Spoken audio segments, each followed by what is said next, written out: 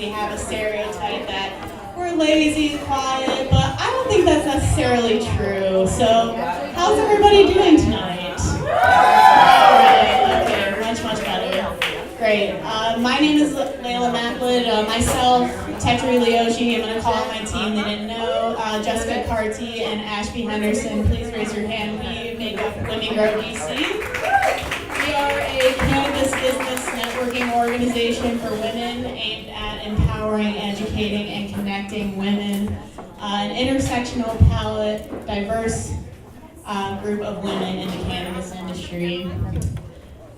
So I kind of want to start off by asking, who has experienced some kind of assumption based on who you are, whether that be your gender or your sexuality or your race or your class, in the past 24 hours? In the past 24 hours, who has heard an assumption? Okay, seriously, raise your hand. Yeah, in the past 24 hours. Okay, what about in the past week? In the past week, who has had an assumption made about who they are based on their gender, sexuality, or race? What about in the past month? The past month? Oh, come on. I know.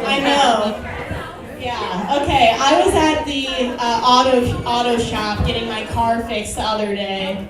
And I walk in, we're talking beforehand to the guy about, whatever, getting my car fixed, asking a series of questions.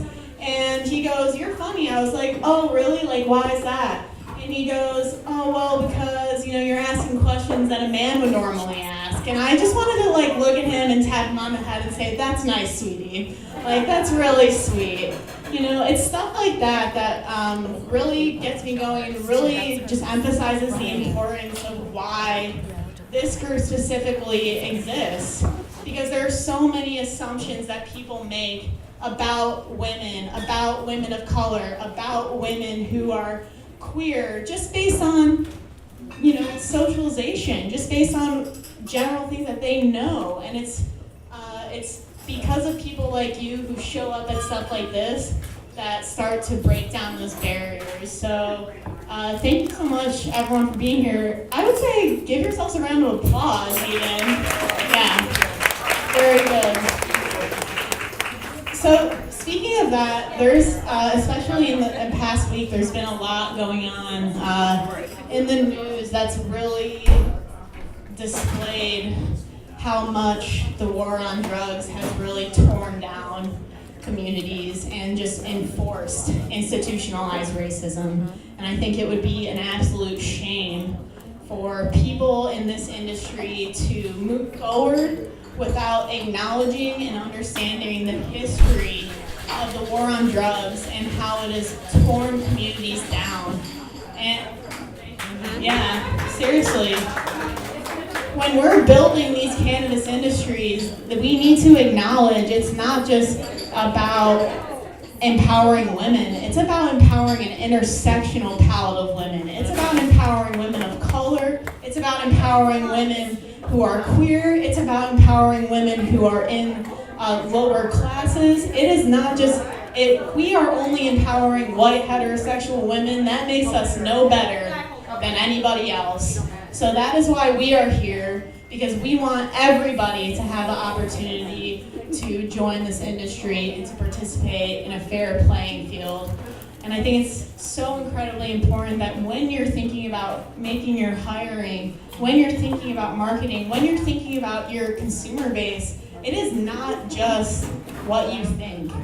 There are so many different people, there are so many different types of identities, there are so many different ways to reach people, and we all need to be aware of that and asking those questions. So I think that there are a variety of reasons that people come to Women Grow meetings. I personally just love creating spaces for folks to come and feel comfortable and talk about their interests and passions, but I find that why you are all here is always so much more fascinating than why I'm here. So I always like to open up with kind of sharing some stories. Is there anyone here who would like to talk a little bit about what brought them here? Why did cannabis inspire you? Why did Women Grow inspire you? I know it's a little awkward sometimes to share your story, but is there anybody who kind of has something about why they're here? Yeah, go ahead. I'm here because... What's your name? Sharon English. Chanda is... Hey, Sharon! That's why I'm here. My dispensary. At a women's grow meeting. Thank you, Sharon. Lovely. Yeah. Victoria. Hi, everybody. I'm Vic. I am a co-founder of DC Taste Buds. I'm here to support Chanda because she's amazing. And you know, we have an edible company that we are hoping will be in dispensaries by the end of next month, and we've made it a priority to work with brown and black and women. Only my photographer is black, my website person is brown, everyone that works for me is either a female or a minority of some sort. And Chanda's been incredibly supportive of both the recreational side and the medicinal side of the cannabis industry. And coming from a background where my mom is DEA. My mom is DEA, my godmom's DEA, my cousins are DEA, my other cousins are cops. This is a very big leap for me. It makes the family vacation very, very awkward. But I am in the culinary industry. I've been in the culinary industry since I was 12 years old and helping small businesses. And people like Chanda have made it incredibly easy. Not easy, it damn sure hasn't been easy. But it's made it a lot easier than it could have been, than it needed to be getting into this industry. And as well as Leah has been very, very supportive. And everyone's been incredible in Women Grow. And it's an amazing organization to be part of. Black, white, brown, or other. It's incredibly supportive, and while everyone is tearing each other down, it's super important that we support each other and keep each other up. So. For the record, I did not ask her to say that. Amazing. Is there anybody else who kind of I'll take one more icebreaker? I see some hands in the back, and now someone wants to share their story. I know there are people here for interesting reasons. A couple months ago, back now I've started this story. A couple months ago, come on up here. I'm making.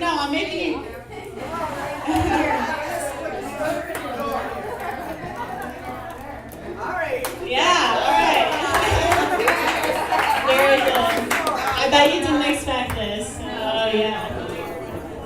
So, I'm probably one of the most unlikely people to be here, but my sister, who's sitting all the way in the back, right there, she has been really, really advocating for this, and she came home, I think, Monday? No, it must have been Saturday, Thursday, and she was raving about her experience at another event in Laurel, and said I really needed to get involved, and she wanted me to come to this event. So that's how I ended up here. I'm interested. It's very interesting, and I really look forward to what the future holds for this in Maryland, because it's not yet legal there. So we want to get in on the ground floor, I guess. So yeah, thanks for having me. I'm sorry. My name is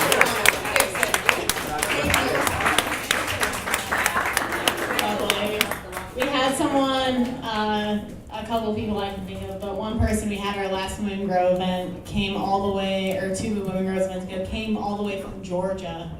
So it's truly incredible the people that make their way to these events and the things they do to get here. Look at your neighbor at the end of the event, talk to literally whoever. We are all here for the same reason. We're all here to grow. We're all here to empower each other.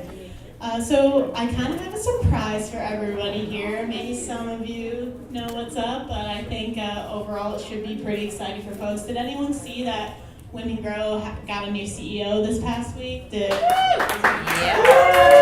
Pretty good stuff. Yeah, we're excited. She also happens to be on the East Coast, so we are very lucky to have her. Not only on the East Coast, she's in Baltimore. And she's here with us today, and I'm really excited to introduce Women Grow's new CEO, Leah Heise. Thanks, Leah.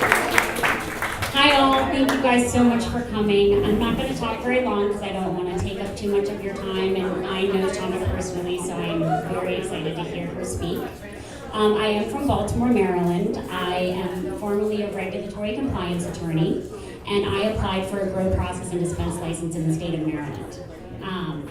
I loved a lot of the stories about what I heard this evening, and you could have been talking about my mission statement, in fact, for the my grow, process, and dispense, because we chose to apply in Baltimore City because we want to give back to the very community that has had so much effect put upon it by by the illegality of this industry. So we chose Baltimore City to do that.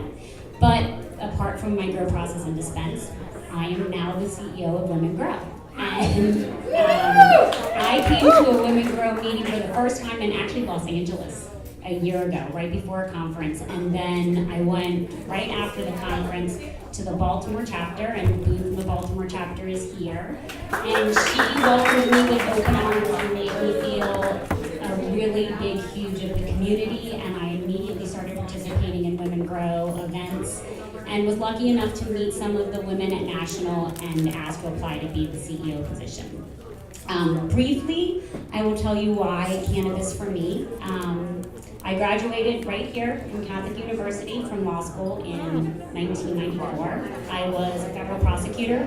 I prosecuted people not for drug laws, but for violating marine mammal protection laws and commercial fisheries regulations and the Endangered Species Act. In 2001, I was diagnosed with a disease called chronic pancreatitis, and I was told I would never be able to work again. I started a regime of methadone, very heavy levels, Dilaudid, OxyContin, in an effort to keep my pancreas alive and be able to see my children survive. And that was my goal. I was lucky enough a few years ago, they found out that I had a birth defect and that it was fixable. So I had a very major surgery. They repaired my pancreas, and I started looking around to see what I could do with my regulatory experience and something that would go along with the opiate problem that I saw. And thankfully, Maryland had passed regulations at the time in the legislation and was going forward with the cannabis regulations. And I jumped in, and now I'm CEO.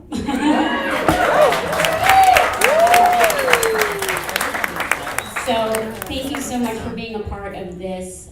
I see Women Grow as a huge movement for all of us, all colors, all sexes, all races, all sexual orientations. I think that there's far too much hate going on right now. I would like us to stop the hate and really come together, and that's what this place is about, a safe space. Thank you.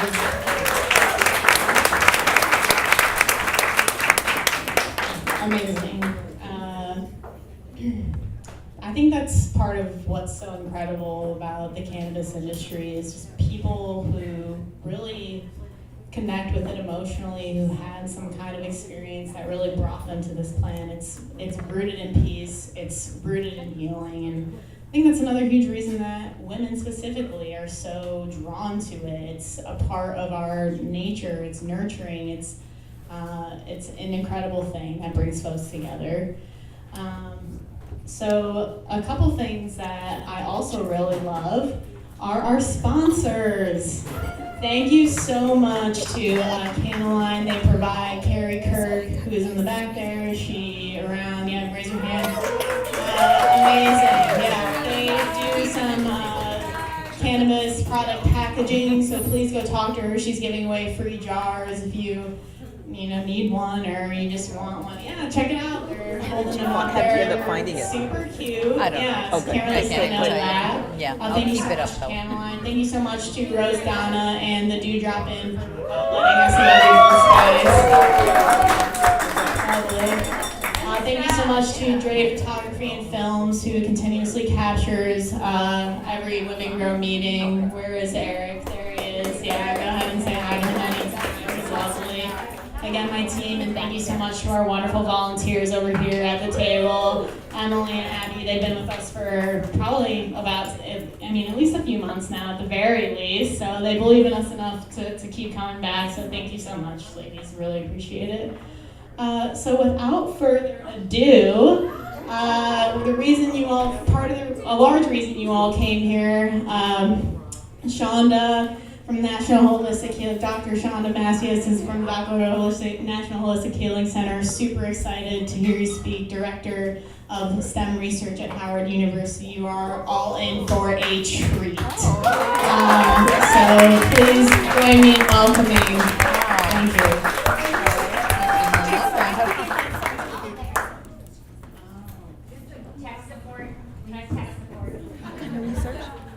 How many of you are already in the cannabis industry and have established businesses? Raise your hand. Raise your hand. A few of us. Okay, cool. All right. How many people are in the research and development phase? Just kind of looking around. Okay, cool. How many people are just straight up curious? They're like, women and marijuana? I'm into that. Yeah. Personally. Okay, great. Quite the diverse group of folks here. Alright, this is promising. Very good.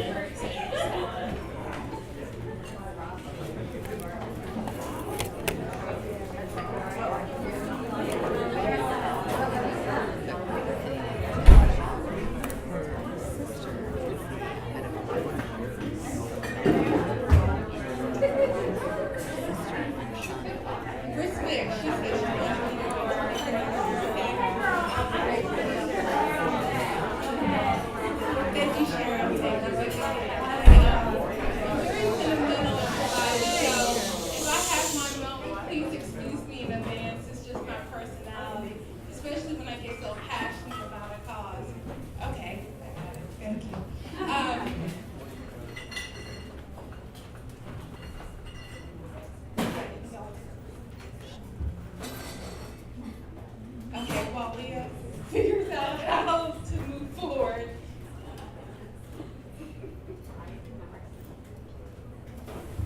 I'll go ahead and freestyle, how about that? So, a lot of people ask me, how do I get started in this business? We constantly say, where did I start? How did I start? And I'm gonna come back to that answer in a second. And when we catch up with the slides, I'll actually be able to demonstrate some of these things with the slides. That's the right one? That's the right one, thank you, Leah. So the history of women in cannabis. In 6000 BC, the Chinese emperor had women actually collect seeds and make oil from the seeds so that they could actually cook with them. In 2600 BC, we saw Sumerians actually become practice healers with cannabis. In 1550, the female Egyptian pharaoh actually had cannabis harvest for female issues in childbirth. Now these are things we saw in the old world. Let's focus on the new world. In the 1400s, we saw Joan of Arc in France to fight, and she said, oh, I had visions that were actually created what she believed was cannabis. But it helped her defeat in the 100 Years' War. We have in 1500s, specifically in 1492, when Columbus came over here under the power of Queen Isabella to bring cannabis to the New World. And then we had in 1600s, in England, Queen Elizabeth I came in and had cannabis cultivated for textiles as well as paint relief. Now, I can tell you one thing, is that there's a lot of leaders today, contemporary leaders, women leaders, that have been struggling for cannabis all this time. So let me go back to that question. When did I start? Let me tell you, I didn't start anything. I am riding on the coattails of the women who've been fighting from this industry from the inception. And let me tell you, I charge all of you to do the same. Because it's not one person who's made a difference, it's all of us. And I want all of us to learn from this. Now, what's going to be interesting is that today I'm taking a very technical approach. I hope I don't leave you because some of you have been drinking too much. And some of us not enough. But I'm going to take you through this vision that I had when I wrote the application for DC government to submit on behalf of a medical marijuana dispensary. I am the owner of National Holistic Healing Center in Washington, D.C., located on Connecticut Avenue. We are open 7 days a week because I believe in having access to medicine at all times, whenever you need it. Now, I did start my core business myself back at Howard University. I'm a two-time alum. I studied biology undergrad and cell biology as a graduate student where I earned my PhD. I studied cancer. My dissertation was on prostate cancer metastasis to bone. And then the last 5 years or so, worked over in Ethiopia on infectious diseases. So technically, that's where I focus. But that coupled with my MBA gave me the business knowledge to supply medicine, the medicine of my choice, to people and patients that need it. So that's where I'm gonna go into the core business competencies that everyone in this building needs to know. I'm gonna give you the secrets that most people probably won't reveal to you. You won't get this at the conferences, especially the ones that I have attended. And when we walk through this, if you have a question, I will answer it. So you don't have to wait to the end, but keep it going, keep it moving so we don't take too much time. We're gonna focus first on research and development.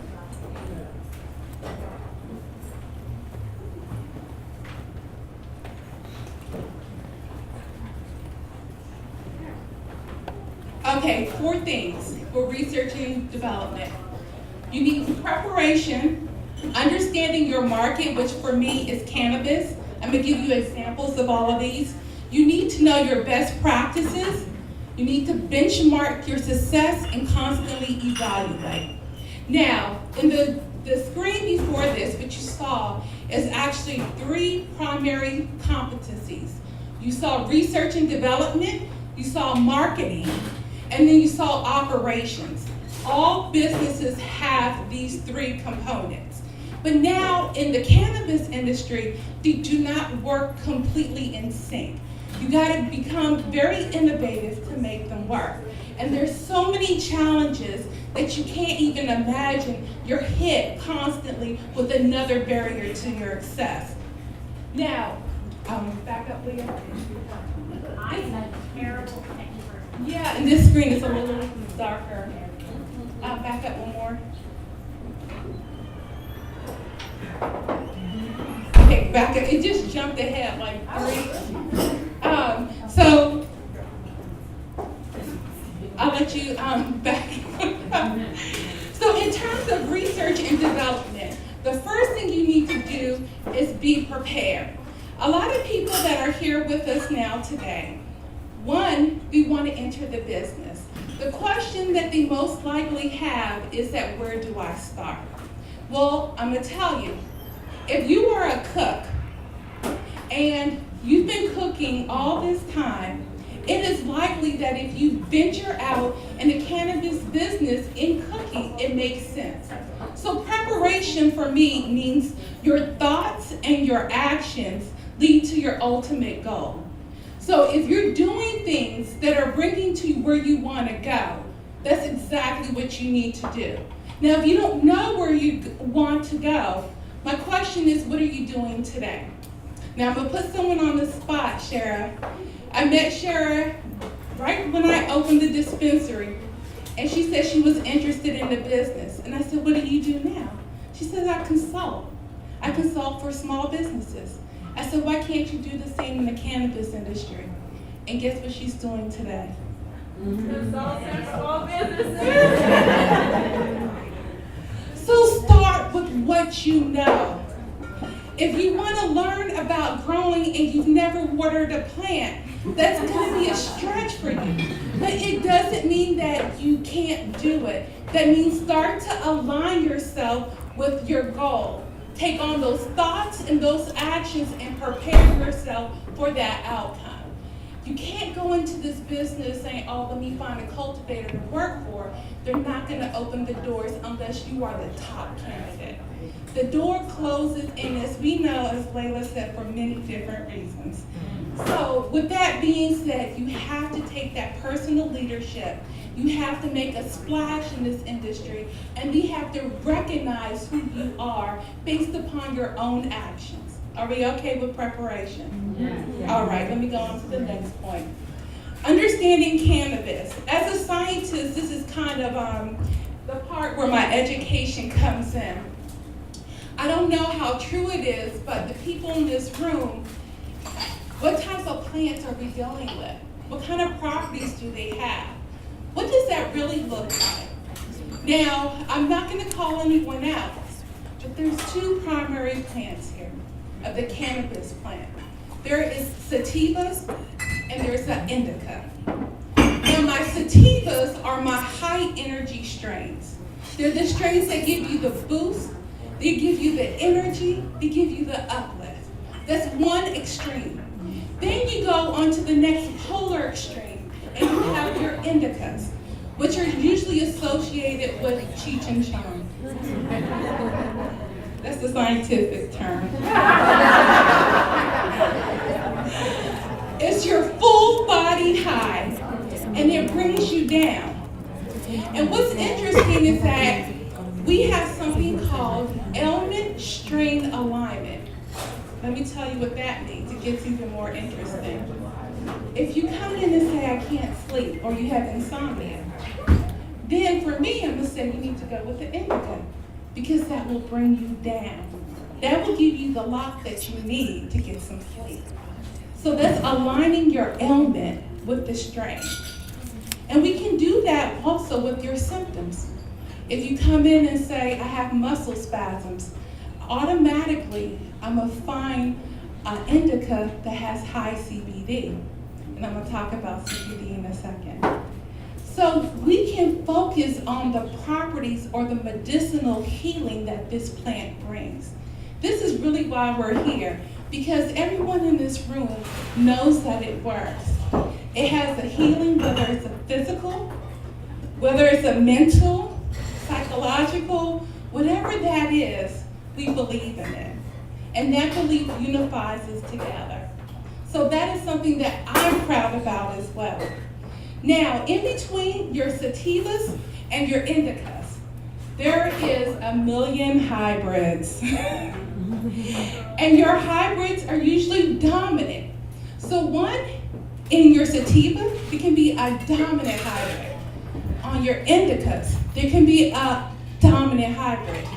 But because it's a hybrid, meaning it's a combination of sativa or indica, that it can act like a sativa but have properties of an indica. Or it can act like an indica and have properties of a sativa. And those sativa properties might be exactly what's in alignment with your own illness. And what I always see here is that, let me take an example of a headache. A patient will come in and say, I have a headache. And usually when you have pain and you lack the quality of life, what sets in next? Depression. So the strain I'm looking for is something that's specific to the head. A sativa then will fall in that category because my indica is full body. My sativa is usually my head. I'll find a sativa, but then I want a sativa that will make you giggle. How about that? So now I have addressed the pain relief and the depression. And this is why we do what we do. The second thing is categorizing medical marijuana. We categorize it in 3 types. Type 1 is the high THC levels. THC can range from anywhere, we see it as low as 0, it can go as high as is seen in plant strains, about 30. Now, the THC is the pain relieving aspect. THC is present in all of the plants. even in trace amounts when we go and talk about type 3. So that's type 1. Then we have a type 2, which is a very close 1-to-1 ratio of CBD to THC. Now, when you have this 1-to-1 ratio, or a very similar ratio, approximately, what you will see is that if you were to vaporize, take a hit of the medicine, what you'll notice is that you won't get the high, the same high as pure THC, but what you're getting is everything else that is healing your body. That is the true medicine in cannabis. Let's talk about our CBD plus strains, which is type 3. Little to no THC, but complete CBD. Again, the medicinal benefits here. We see that in children that have epilepsy, it will relax them. They won't have their outbursts. We don't have, in Parkinson's disease, the tremors stop. We see that CBD actually helps muscle spasms in our MS patients. So if you want that without the THC, we can deliver that as well. So let me ask you this. That's a rhetorical question. When you go into an industry, if you didn't know what I just said to you, you have a lot of homework to do. Because if you have an edible and you can't tell me what strain that is and it's going to help me for what, you're not helping me. You're making me guess and thinking I'm going to help myself this way. So I know a lot of questions fall about the legal, the recreational fund. We're all illegal. Let me just get that straight. And actually, I think I'm more illegal than everyone else because I signed a statement said that I subjugate myself to federal prosecution if they ever decide to come after me. And I have 4 children. That tells you my conviction for this industry. So, let's take a cinnamon off for time. But with that being said, I want you to go back and do your research. I want, if you can actually see this slide. Leah, I'm gonna have to find you. Don't worry, technology person ever. Oh my gosh, okay. Your cannabis has your cannabinoids, like we said, your CBD. They also have something called terpenes and flavonoids. For example, pinene helps with antioxidants, which is also found in pine plants. You have your lavenders, you have your limonene, all components that are found in foods that we eat now that have antioxidant effects, that have anti-inflammatory effects. So when you come in and, for example, you need an anti-inflammatory, I would say pick up the pine track and go head your way. Okay? Leah. Let's talk about these 2 topics here. We went over preparation. We went over know your marketplace. My marketplace was understanding cannabis. Know your marketplace. Know what you're dealing with. Tons of resources out there. Now let's talk about best practices. Best practices means to me that I'm doing the best to deliver the top quality service that everyone expects and desires. And I'm doing it by published material that says that this is the best practice for this industry. Now, this can be a little tricky for me because my industry is so new, but actually it isn't. When I wrote my application, my children, my 6-year-old son said, "Are you going to the pharmacy today?" "Yes, sweetheart, I'm going to dispense my medicine to the patients." It's really not that far-fetched, right? So when I wrote based upon pharmaceutical industry.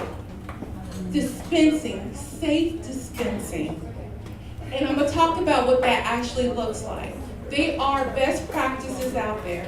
If you handle food, you're a cook. You should have a license, a food handling license. You should be working in the Department of Health approved kitchen. Again, another example of best practices. Also, let's talk about evaluation.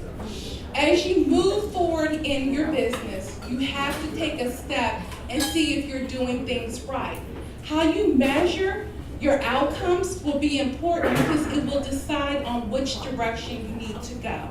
So after starting a business and looking where you're going, measure that and benchmark yourself against what you consider your competition. Does anyone know how to benchmark against competition? It's a real quick and dirty way to do it. Okay, it's called SWOT analysis. Yes. All right. So you identify your strengths, you identify your weaknesses, opportunities in the market, and the threats that are existing. You do it for yourself.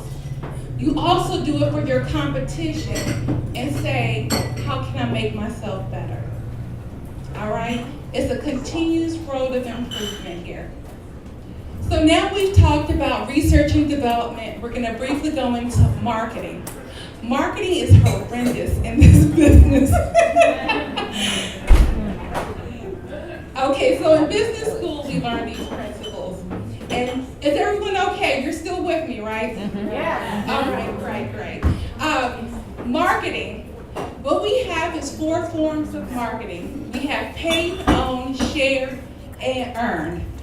Now, what happens with this marketing segment is that typically it creates a synergy. You start with one, you build on another one, you build on another one, you have this accumulative effect. But what we see here is that the marketing is inhibited, or we have constant barriers to our success here. Let's start out with paid. Most of us here actually engage in some form of paid marketing. That means I go out, I buy flyers, and I distribute them. I might get a booth at a festival, and I will try to get people to come up to my booth and attract them to the program. I might do some print advertisement if I can, and I'll post it in the local newspaper. The problem with all of these is that depending from event to event, you are barred. Not all people will allow you to actually market, even if you're paying them. You're actually lucky if they accept you. So when I attend these festivals, I submit my information and immediately they say I'm under review. I might get a decision, I might not. But that is just what I learned after. Are you working with marketing companies? Yes. It's really not even the company, but let's say there is Columbia Day Festival and I want to participate in the festival. For me to participate, it's up to Columbia Day Festival organizers to say that my image is wholesome enough to put out in mainstream America.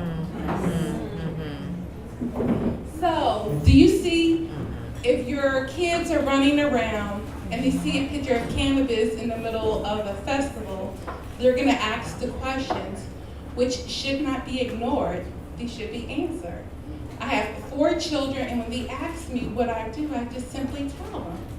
And as simple as that, but trying to still hide it is half of the problem. So that's the issue with paid marketing. Most of the newspapers in Washington, D.C. will not run an ad pertaining to marijuana in any form, even an educational form. I'll have a class? No. We don't want to talk about it. The conversation starts and ends that fast. A reality. The second thing is own. Own is the only thing that's pretty simple, unless, money can have an impact on it, which is a website. Now, if you have your website, you have free domain to publish what you want, but you can't promote it in any way. Because let me tell you, I'm gonna jump real fast to share, which is social media. Facebook won't allow you to advertise your business on Facebook. So if I have a website and I want to promote it, I can't use social media. Matter of fact, our Instagram account has already been deleted. You can use Twitter to a certain extent, and they still will warn you if you're stepping out of boundaries. And when I say that, for someone on my level, that means that if I want to post a clone share, I get slapped on the hand. And I get warned, take it down or else. So, the realities of marketing. Let me focus on one other thing, earned marketing. Actually, in business school, this is the one they said is the most important. And actually, it stands firm in here. Earned marketing is when you have reviews. Luckily, Yelp does take reviews. So it's not all detrimental here. You can post Yelp reviews, but the problem is that most of the patients want to stay anonymous. So they either have to come up with fake names or they just don't want to do it in a public forum at all. Okay? All right, so that is converging marketing. Does anyone have questions on that? Perfect. Oh, yes. I have a question when you said Instagram thing, do you find that, because like you said with the clone share, like I noticed like, I've seen several different people post about that. Do you feel like it is taken down?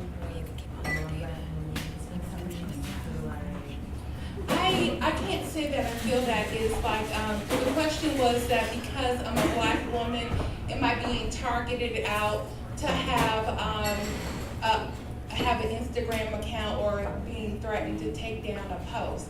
I don't think that is based on race. I think it's based on Facebook. Facebook has a policy that says you cannot post. So for me, and since I am on that outward front, I interface with the public directly. I'm regulated much more than, let's say, you would be, because you don't have that public face. So that makes me much more of a target than any other auxiliary businesses here. This is something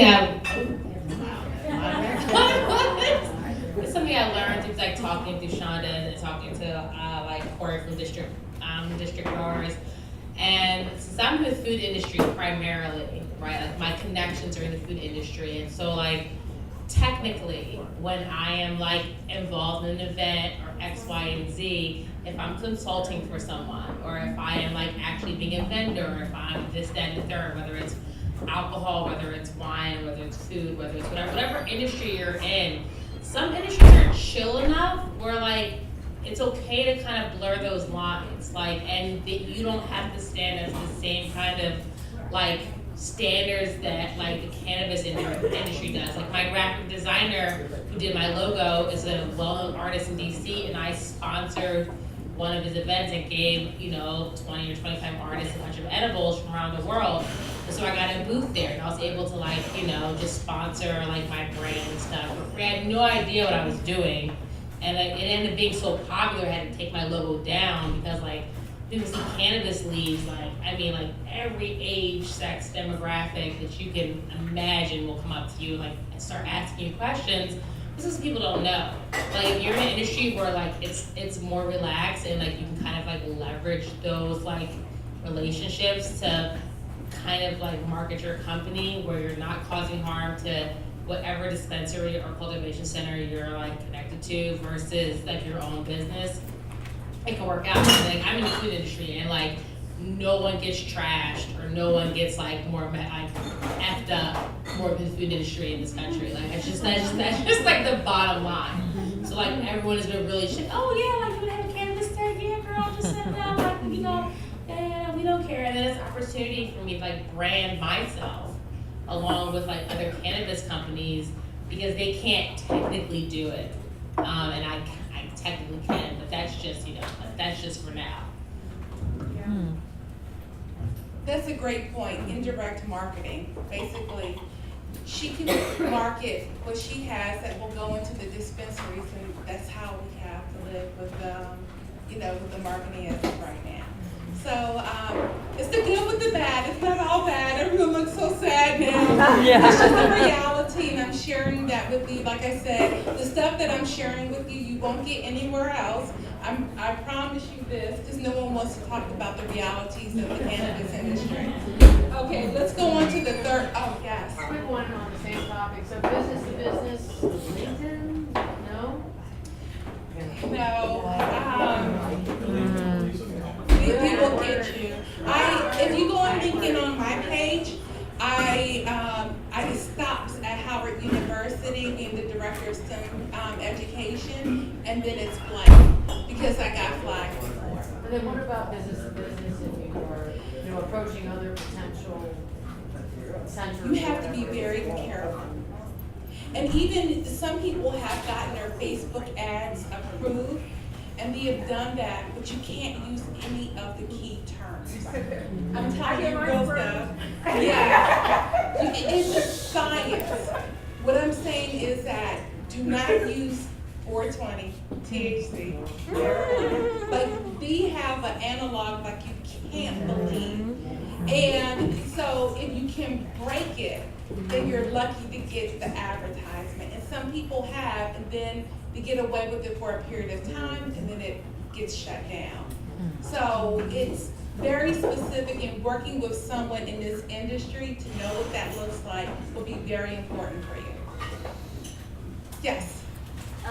Does being in this industry, does it affect your work at Howard?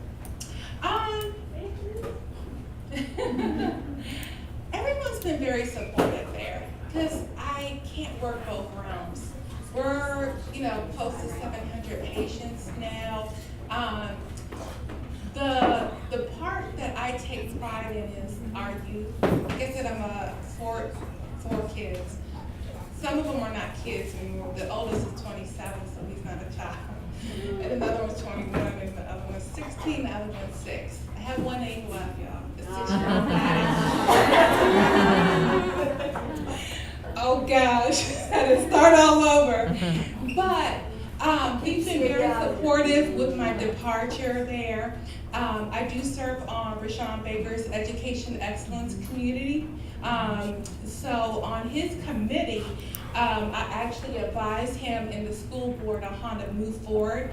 I have placed close to 1,500 students into educational programs and jobs, and I continue to work behind the scenes. So has it affected me or no? I still do what I want to do, and that's that. And education is my key. That's my concept. That's my core value, and that's why I'm sharing with you. Okay, now.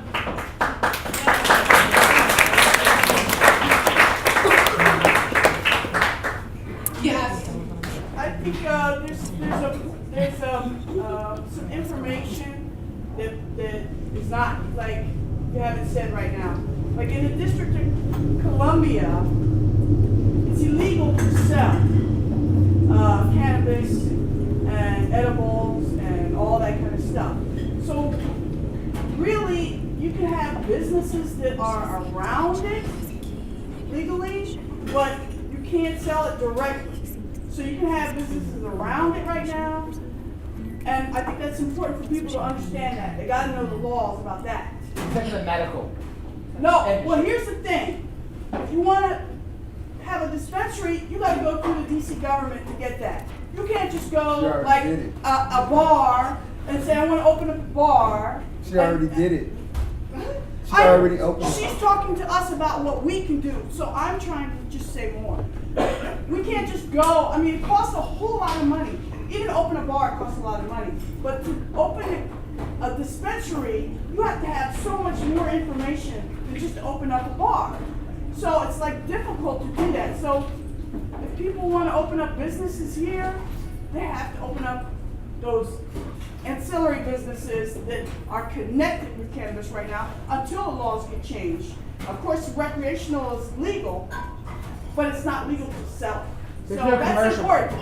That's important to know that. Also, in the federal, even though more than half of the country now has medical marijuana in their states, it's still not completely clear in the federal laws. And also, but it's going to be in the agenda at the DNC. I'm sure the RNC is not going to have anything about it, but the DNC is given 45 minutes at the conference all about the medical marijuana industry. So, I mean, that's something for people, if they want to get into business, to pay attention to, because those laws are going to change. And the recreational side and the medical side are two different areas. There's only 4 states and the District of Columbia that has recreational marijuana. So we got to know, everybody's got to know those laws. And actually, I'm going to touch on some You did of say that. it was illegal. You can start out. Actually, I'm going to talk about that right now. So, what I'm going to talk about is the third point, which is operations. Now, this is where I need you to pay close attention. Because if you're ever going to apply or even run your business, I'm going to give you something, and I've actually illustrated it really nicely. I hope we can see it. I guess that's the first thing. I can see it. Okay, perfect. So now operations, we're going to talk about supply chain. Oh yes, I'm getting technical. We're going to talk about workflow and standard operating procedures, regulations, security, accounting and finances, logistics, and ERP, my favorite, which is enterprise resource planning. All right, Leah, let's go. Okay, next one. Supply chain. What I want to do is demonstrate to you what I had to demonstrate to the Department of Health. Now, you're absolutely correct in saying that a lot of this information is not common knowledge. I have written grants for a long time. I've landed and managed probably close to $15 million worth of federal grants. So for me to write an application, I knew kind of what they were expecting.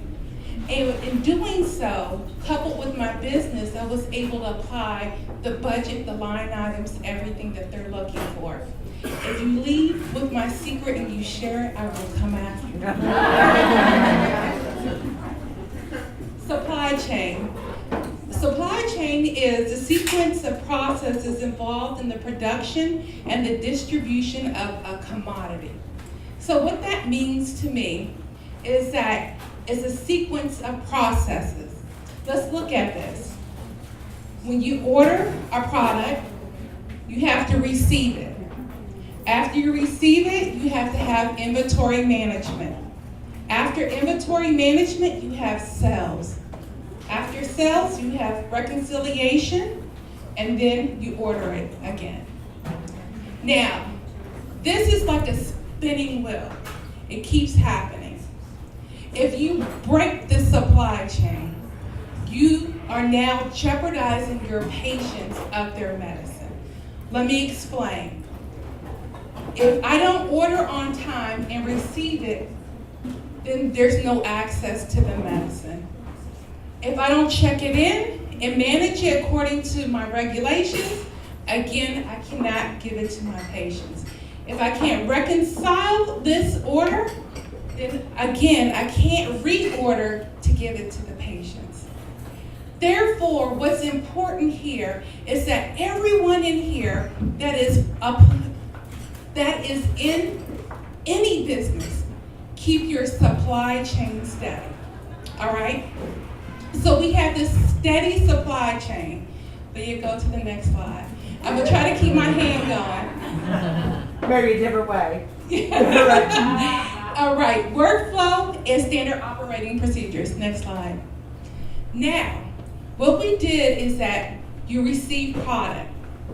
Let me tell you the process or the workflow for receiving product. Receiving product, we have a delivery. What's important here that you have to just demonstrate on any front is a chain of custody. Remember that. That's a key term that will win you an application. You can never have a direct or a break in your chain of custody. When you're talking about medicine to the amount that you can be working with, someone has to be responsible for it at every step in this process. It's delivered. That chain of custody then goes from the delivery until intake. Once we check it in, we physically have it. What does that look like? This actually says, I can't even see it, strain verification. Is this an indica? Is this a hybrid? How would I know? Well, because I trained myself in knowing what it's supposed to look like. An indica is more dense. It has a little tightness to it. And then the frost on top of it is usually aligned so perfectly like a picture, a big fat nug, people would say. But then if you have your sativa, it's my little pine trees. They're loosely associated, they're kind of hanging out there. That's strain verification. The next step is your sensory testing. Let me pause here. I know people didn't put this in their application because they didn't know. And for me to access this information, you really don't know the depths that I had to go through. And it's very interesting because this information is only given to very few. Sensory testing, smells. You have your visuals, which is mold mites. If you don't know what they recognize, and if you can't demonstrate in your application, you know what mold looks like, your mites look like, quality control, then this is a safety issue. After we go through our sensory, we have to do verification of the weight. Did we actually receive what we were supposed to receive, knowing that all these other things are going on as well? With us, if we're less than 0.05 off of a target weight, we have to file an incident report. If you didn't put that in your application, it gets even more crazier. So now let me go and explain what this all looks like. This is our workflow for just flowers. We have to write this up, this whole procedure detailed with pictures, descriptions, and now this becomes a standard operating procedure. So y'all get that? All right.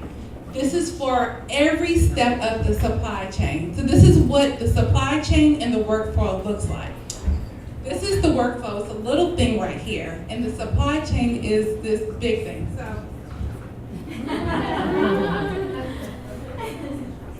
let's go to the next slide. Regulations. Oh, it's going to get so much more complicated, but this is good Non-existent. stuff. All right, let's go. Non-existent, right? Leah? Easy enough to implement, but non-existent. Regulations encompasses everything. And I had my mentor tell me in business school, it's like having boundaries on both sides. If you know how to play in the middle and still beat and still win, go for it. Get that Pokemon. So regulatory, for me, is the Department of Health, DC Regulatory Authority. I have to fall in compliance with them. That encompasses everything that I do. Regulatory will encompass everything that you do. Whether it's on whatever front, regulatory still exists if you acknowledge it or not. You should be aware of it. When I signed the application, there was something that if I was in between a school district, I would get a double sentence. And depending on the weight that I had, that sentence can range from 5 to 10 years. And then double that would be 20 years. And so that was a really hard pill to swallow, especially with my youngest child at the time.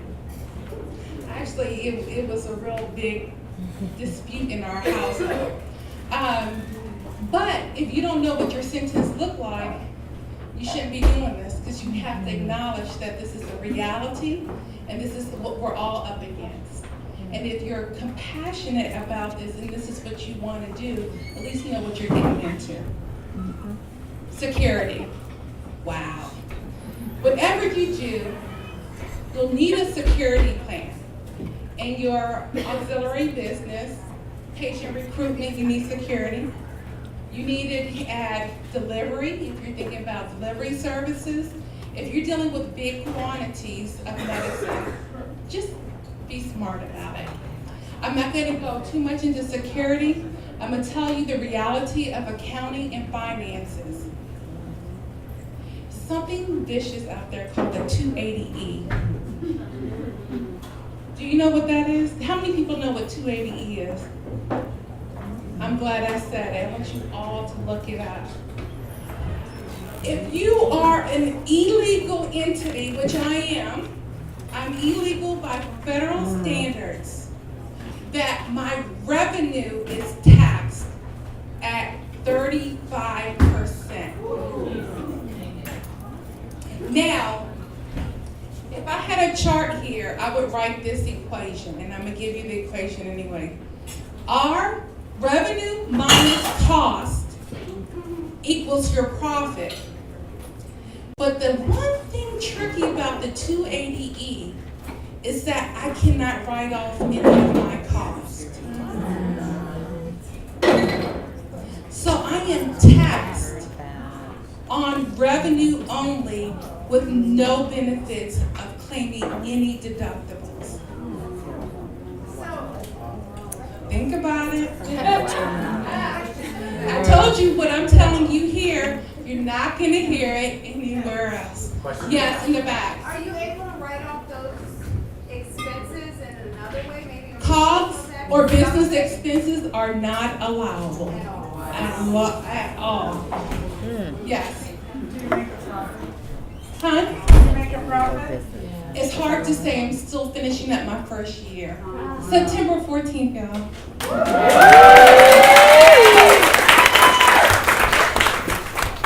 But research this 280E. People don't tell you this.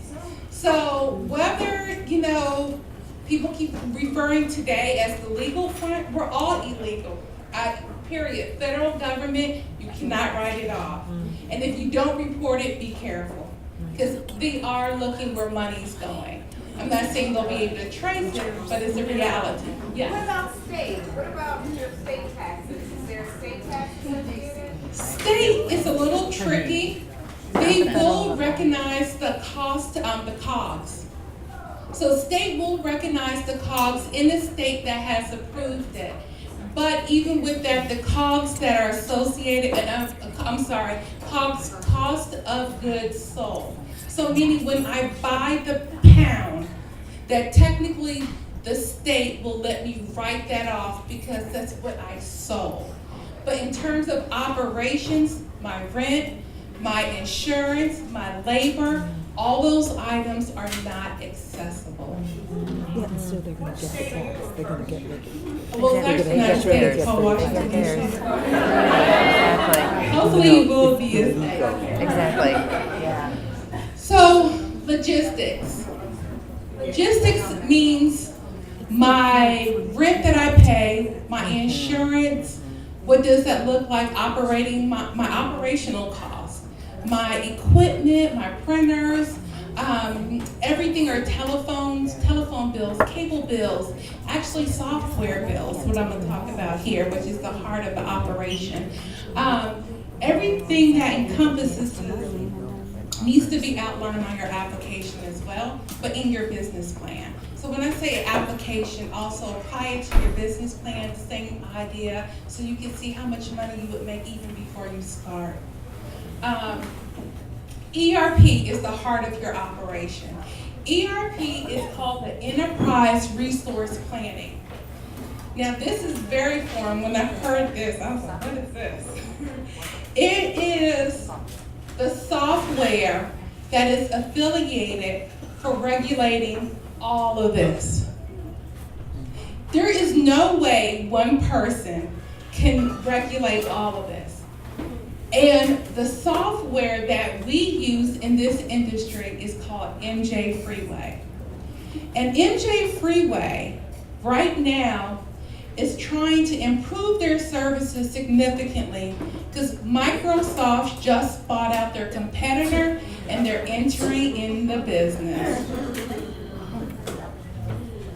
Now let me demonstrate something that's gonna be a little complicated, but if you get through this slide, we're gonna have a lot of fun. Wow. Let me tell you how it fits all together. All of my regulatory, security, accounting, logistics are in my ERP system. When I need to order something, I use my ERP system to regulate me, to make sure I am compliant. I cannot superimpose all these things myself.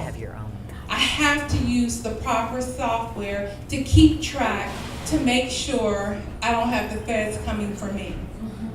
When I order it, then I receive the product. Do you remember the workflow for the product? This is my supply chain. I receive product, inventory, sales, and reconciliation and reorder. So my supply chain continues through this system, the ERP system. But now let's focus quickly on the workflow. When I receive the product, I still go in this workflow. And this workflow then integrates back into inventory management. Now, this is the killer here. My cultivators give me over 50 organically grown and tested strains. So every time I get one strain, I gotta throw it in this system. Kick out over here, integrate back in here. 1 times 50. Woo! So when my son was like, when you coming home, mommy? Yes. That's every time we order a strain, we have to receive it, we have a workflow. It is mandated, you have to do it and demonstrate it or you're non-compliant. Is that the same with edibles? Let me talk about the edibles. So oil cartridges, tinctures, kief, hash, rosin, waxes, edibles, topicals, they all require a different SOP, which is here. This is your SOP, remember your workflow SOP? Each thing is inherently different. The way it's managed is not the same way as flowers. So I had to generate a SOP for every item and check it in with a different SOP. So, now that is just my infused products. Let's go into my suppliers, non-medical marijuana products, which are vaporizers, glassware, storage containers, rolling papers, torches, lighters, apparel, and other accessories. That has to be checked in as well. And I think we have like 50 pieces of glass. We have probably close to like, I would say about 40 different vaporizers. So, and we keep in stock fairly a lot to supply our patients because we have to keep our supply chain what? That's right. So inventory management is very important. Now, I think you survived this. Give yourself a round of applause. Thank you.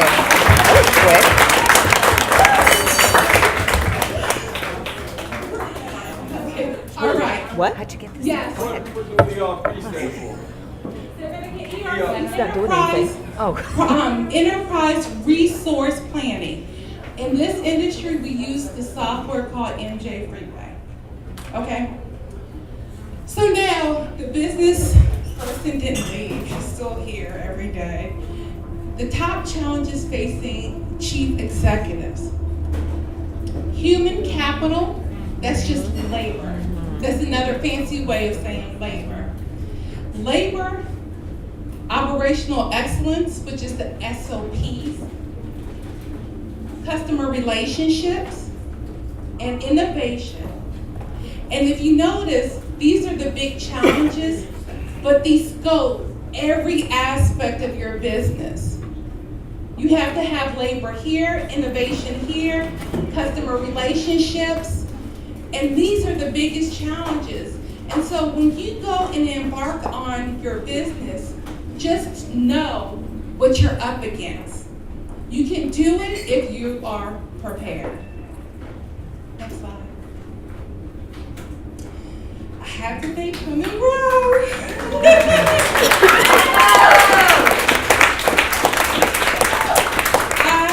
I am so grateful to be here. I am so humble to be a part of this business. It's really just a beautiful thing. Even with the challenges and the sacrifices and everything, I have met the most amazing people. And I told you I'm a crier, so. Leah was at my first ever festival with me. She was there and I was like, I don't know what I'm doing.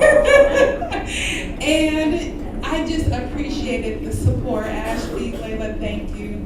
Leah, thank you as well. This is the amazing lady over here, Chanda, with my Keynote. She has placed 2/3 of the patients into the DC market herself.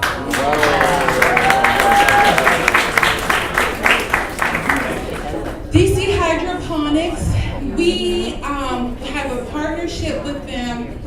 If you don't have or cannot get access to a DC medical card, we think that access to medicine should be for everyone. They teach you how to grow. So they are our strategic partners. They're coming to the shop on Saturday, 2 classes, 1 and 3. They're free to the community. If you have a particular strain you need to learn how to grow, they'll teach you. They have all the equipment, and they left free t-shirts here for you. So I'll put them at the door so you can grab a t-shirt. I will be working with Bud Summit on August 20th. I'm going to see if I can go a little bit more in depth, if the lawyer at my office will let me continue to share. He approved this, so we'll see how far I can get before I'm tagged. Because what I've told you today, I promise you. Has anyone heard this stuff before? No. Okay, I'm telling you, this is really some propriety type of stuff. Jennifer Culpepper and Brand Joint, who was also a Women Grow speaker here, she helped me out with my new logo. I wish you could see it. And my team at National Holistic Healing Center, they're awesome. They're wonderful. And the team that you don't see there, the other 4 are my children, which are very supportive. So, we think I'm the coolest mom because I'm so weak. Thank you, everyone, for allowing me this opportunity to share. And have a great night.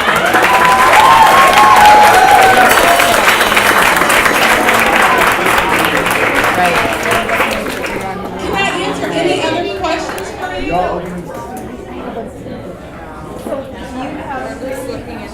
Do you have any words of advice regarding location? Yes, location 1,000 feet from any community center, from any school, rehabilitation center, daycares. Stay away from no drug zones. That's a double sentence. 1,000 feet, even if we mandate less than that. Okay.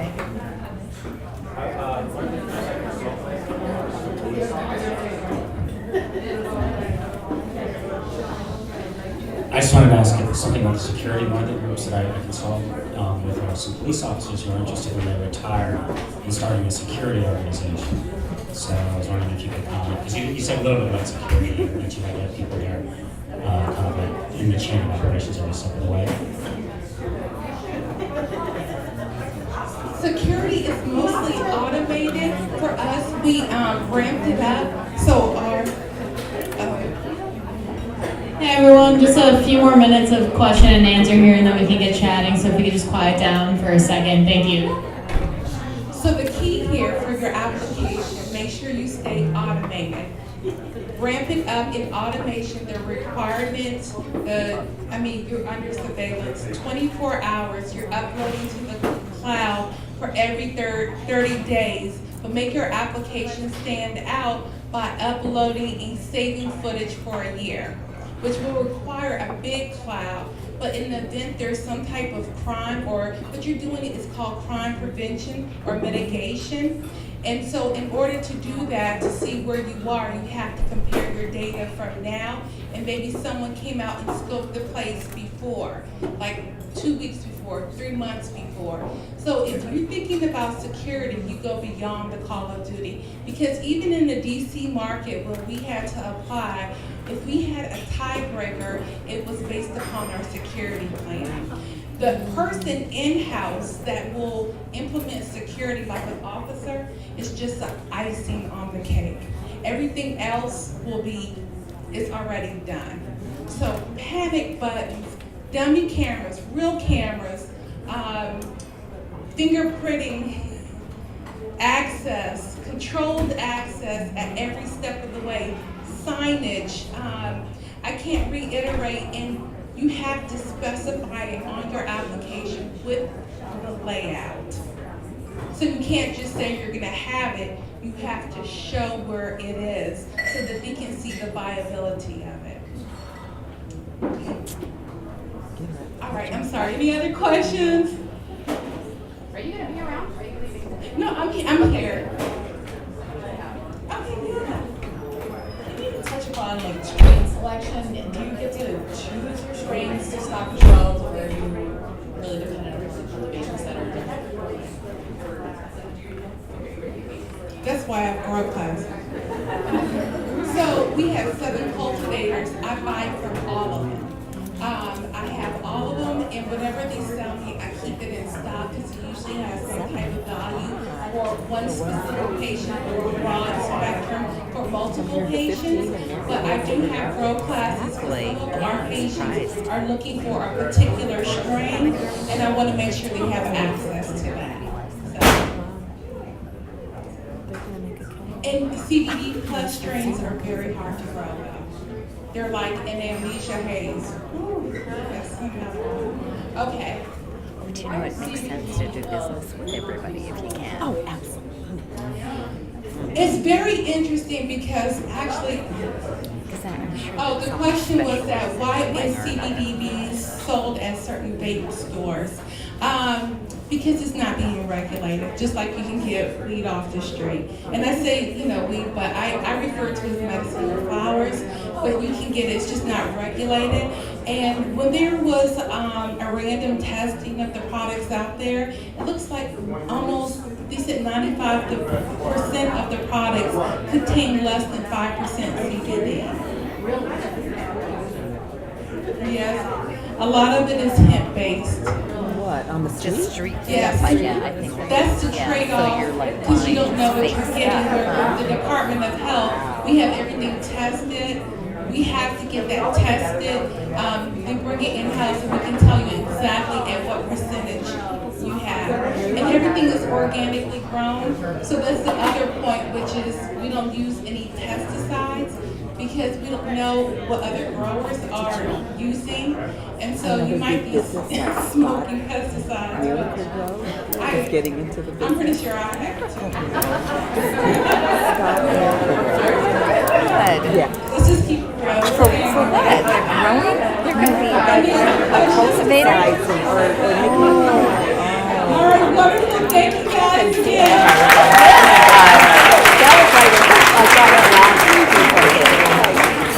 Everybody wants a piece of it, huh? Truly an inspiration. Thank you again, Chanda. Thank you so much. Yeah, One more round there's of a lot to applause think for about, Chanda. And last thing, I'm just going to introduce one of my co-chairs, Leah. She's going to go over some upcoming events that we have. And then, like I said at the beginning here, we are first and foremost a networking organization. Turn to your partner, talk to them about what you're trying to do, make connections. Everyone here is looking to expand their network, so please do so. And here's Tetri. Thanks for coming out. So our next event August is with Steve Hill, and that's August 4th. We're going to be returning to Josephine Butler Art Center. We're also starting like a seminar series. So August 21st, we're going to be doing a financial seminar. So if you're interested in getting your finances in order to start a business, that's a great place to do it. In September as well is Pain Awareness Month. I don't know if you're all familiar with Pain Awareness Month in September. We're going to have a pharmacist speak on earlier today. and opioids. So please join us for that. Please network. Talk to each other.